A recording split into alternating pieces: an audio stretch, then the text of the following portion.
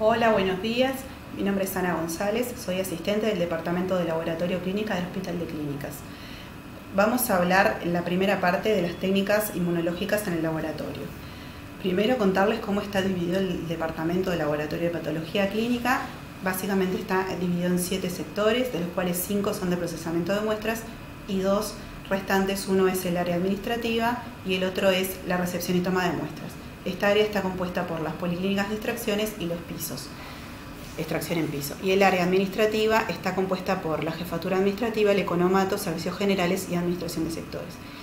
Las áreas de procesamiento de muestra, empezamos con bioquímica, está dividida en bioquímica general, que por ejemplo es el área que procesa los perfiles hepáticos, ¿tá? El área de orinas, que procesa las orinas, el área de proteínas, que hace los proteinogramas electroforéticos, y el área de hormonas, como por ejemplo la TSH. Hematología está dividida en hematimetría, hemostasis y citología. La parte de hematimetría sería lo que son el hemograma y todo el recuento de células sanguíneas. El área de hemostasis, por ejemplo la crasis, y el área de citología, lo que es la investigación de los líquidos biológicos, ¿sí? Desde el punto de vista citológico. Después el área de emergencia, que no está subdividida en ningún área porque es un sector único. El área de microbiología, que está dividido en bacteriología, parasitología, micología y epidemiología, que como su nombre lo indica, en el área de bacteriología se hace la búsqueda de bacterias en diferentes tejidos y líquidos biológicos. El área de parasitología y micología lo mismo, pero de hongos y parásitos. Y el área de epidemiología, que se encarga de toda la parte de lo que es la notificación obligatoria al Ministerio de Salud Pública. Y el área que estamos nosotros, que se llama inmunología, donde tenemos el sector de autoinmunidad. Por ejemplo, se realizan acá las inmunofluorescencias para las enfermedades autoinmunes sistémicas. La parte de serología infecciosa, por ejemplo, los BR en líquidos, cefalorraquídeo o en sangre.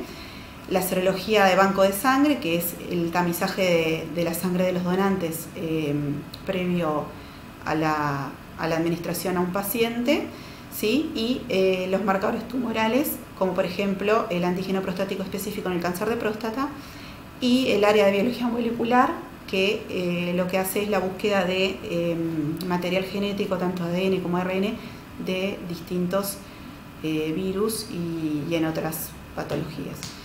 Todas estas áreas a su vez están, controladas por lo que se llama el área de gestión de calidad y el área de bioseguridad. El área de gestión de calidad es muy importante porque verifica que todos los procesos que ocurren en el laboratorio ocurran dentro de los parámetros de calidad que están establecidos, y el área de bioseguridad, como su palabra lo indica, bueno, que todos los procesamientos de muestras sean con las recomendaciones de acuerdo al tipo de muestra que estemos procesando. Esto sobre todo es muy importante en el área de bacteriología para evitar contaminación del laboratorio y del personal por patógenos, ¿sí? Tenemos que saber que el laboratorio ocurre como un proceso, ¿sí? Lo podemos dividir como está en este esquemita para que entiendan más o menos que tenemos una entrada de información, ¿tá? Que esto vendría a ser cuando el médico clínico tiene que saber un diagnóstico de un paciente o controlar una enfermedad o hacer un seguimiento, entonces hace una solicitud de un estudio de laboratorio. Entonces acá entra la información, después ocurre el proceso dentro del laboratorio, o sea que vendría a ser el procesamiento de la muestra en sí, y una vez que ocurre este proceso se sale con una información determinada que vendría a ser el informe del laboratorio, que vendría a ser en este caso el producto, ¿sí? Entonces esto en el laboratorio se ejemplifica en estas 3 etapas: la etapa preanalítica, la analítica y la posanalítica. En la etapa preanalítica a su vez se subdivide en 2, ¿tá? En la extralaboratorio y en la intralaboratorio. La extralaboratorio es de la solicitud de la prueba diagnóstica, la recolección de la muestra, el transporte de la misma hasta la llegada al laboratorio, y la etapa intralaboratorio sería la recepción de la muestra y que se etiqueta y se distribuye al sector que corresponda. Tenemos que saber que en esta etapa preanalítica es donde ocurren los mayores errores del laboratorio, y sobre todo en la etapa preanalítica extralaboratorio, ¿sí? Un error, por ejemplo, muy frecuente es el rótulo incorrecto de la muestra, ¿sí? O sea, la extracción de sangre de un paciente y rotularlo con el nombre y los datos de otro paciente, ¿sí? Otros errores preanalíticos pueden ser que esté muy embolizada la muestra y no se pueda procesar, o que el paciente no haya cumplido el ayuno recomendable para esa prueba diagnóstica en sí. En la etapa analítica, es donde ocurre el procesamiento de la muestra en sí por diferentes técnicas, dependiendo cuál sea el analito que vamos a determinar. Acá también pueden haber errores, entonces por eso es muy importante los controles de calidad, tanto internos como externos. Los internos son controles que se realizan diariamente en cada equipo y en cada técnica para verificar que lo que estamos haciendo sea correcto. Y los controles de calidad externos son cuando nosotros nos comparamos con otros laboratorios a un valor de referencia de un determinado analito y vemos cuánto nos equivocamos o no en esa determinación. Entonces es importante que todos los laboratorios cumplan con todos estos controles para realizar un análisis de calidad. Y después viene la etapa de posanalítica, es donde ocurre la validación del resultado que yo obtuve. Acá es muy importante ver el dato clínico del paciente y es donde nosotros participamos más activamente, si bien participamos en todas las etapas, pero nosotros como médicos de laboratorio clínico participamos muy activamente acá porque vemos el resultado y tomamos decisiones con respecto a si tenemos que realizar otra determinación, que eso se llama test reflejo, y emitimos el resultado de laboratorio, que es lo que va a servirle de insumo al médico para el diagnóstico o para el control de tratamiento o para seguimiento de una enfermedad.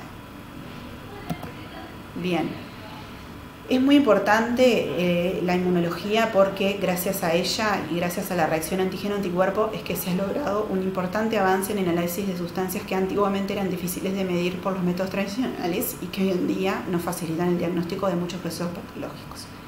Esto se basa en la unión antígeno-anticuerpo. Acá, como ven el dibujo y recordarán ustedes, tenemos un anticuerpo con su forma dividida característica, un antígeno, ambos son complementarios y la unión de ambos nos da un inmunocomplejo, ¿sí?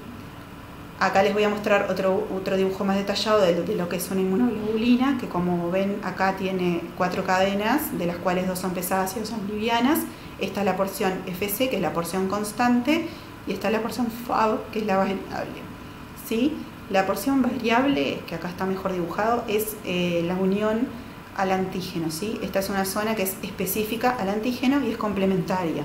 Por eso se dice que este modelo se llama, o se le conoce como llave y cerradura, porque el antígeno es complementario, específico al anticuerpo y encastra exactamente en ese lugar, ¿sí? Saber que esta unión es covalente, por lo tanto es una unión fuerte, ¿sí? Formando lo que se denominan inmunocomplejos. Dentro de las pruebas de laboratorio tenemos varios conceptos que tenemos que manejar que son muy importantes, ¿sí? Algunos de ellos son la sensibilidad y la especificidad. Tenemos que saber que las técnicas tienen que tener una buena sensibilidad y especificidad dependiendo de cuál es el objetivo de la técnica, o sea, si la quiero usar de screening, o también se dice de tamizaje, o si la quiero usar para confirmación. Además deben de tener una buena reproducibilidad. ¿Qué es la reproducibilidad? Es que una técnica de laboratorio logre obtener un resultado similar si yo la repito varias veces, ¿tá? Generalmente lo que se hace es, para cada técnica de laboratorio se establece un coeficiente de variación, o sea, un límite por el cual yo puedo decir que mi técnica es reproducible, ¿tá? Eso dependerá de cada técnica, como les decía. Después, los otros conceptos a tener en cuenta son el de sensibilidad y especificidad. La sensibilidad se relaciona con la capacidad de detectar bajas concentraciones de antígeno o anticuerpo, por lo tanto de obtener menos falsos negativos, y una técnica es sensible si resulta positiva siempre que la enfermedad exista. Y especificidad se relaciona con la capacidad de detectar anticuerpos o antígenos específicos, por lo tanto de obtener menos falsos positivos. Una técnica es específica si resulta positiva solo si la enfermedad existe. Estos conceptos de reproducibilidad, sensibilidad y especificidad son intrínsecos a la prueba de laboratorio, ¿sí? Después es importante que tengamos en cuenta estos otros dos conceptos, que son el valor predictivo positivo y el valor predictivo negativo. que miden la eficacia real de una prueba diagnóstica, porque dan la probabilidad de padecer o no una enfermedad una vez conocido el resultado de la prueba diagnóstica. Se trata de valores post-test y dependen de la prevalencia de la enfermedad en la población, ¿sí? El valor predictivo positivo es la probabilidad de tener la enfermedad si el resultado de la prueba diagnóstica es positivo, y el valor predictivo negativo es la probabilidad de no tener la enfermedad si el resultado de la prueba diagnóstica es negativo. Para mostrarles un ejemplo de todos estos conceptos, podemos realizar una tabla de doble entrada, también se llama tabla de contingencia, para que entiendan un poco mejor. Acá del lado izquierdo ponemos el resultado del test, que puede ser positivo o negativo, y acá arriba ponemos la enfermedad, si la enfermedad está presente o si está ausente. Estos que están acá, que sería la intersección del test positivo con la enfermedad positiva, serían los verdaderos positivos. Y cuando tenemos el test negativo con la presencia de enfermedad, serían los falsos negativos. Entonces, la sensibilidad vendría a ser los verdaderos positivos sobre los verdaderos positivos más los falsos negativos. Después tenemos en este cuadrante de acá los test positivos cuando hay ausencia de enfermedad, esos serían los falsos positivos. Y en este cuadrante tenemos los resultados que dan negativos por el test y además ausencia de enfermedad, o sea, serían los verdaderos negativos. Entonces la especificidad vendría a ser los verdaderos negativos sobre los verdaderos negativos más los falsos positivos. Y después los otros dos conceptos que les dije, que son estos que están acá, son el concepto de valor predictivo positivo, que lo calculo de esta manera: los verdaderos positivos sobre los verdaderos positivos más los falsos positivos, y el valor predictivo negativo serían los verdaderos negativos sobre los verdaderos negativos más los falsos negativos. A continuación vamos a ver en las siguientes partes las técnicas que nosotros utilizamos en el laboratorio de inmunología, que son las técnicas de precipitación, de aglutinación, de nefelometría y turbidimetría, técnicas de enzimo inmunoensayo, de quimioluminiscencia y de fluorescencia. Muchas gracias por su atención, y cualquier duda o comentario, acá tienen un correo electrónico para mandarnos sugerencias.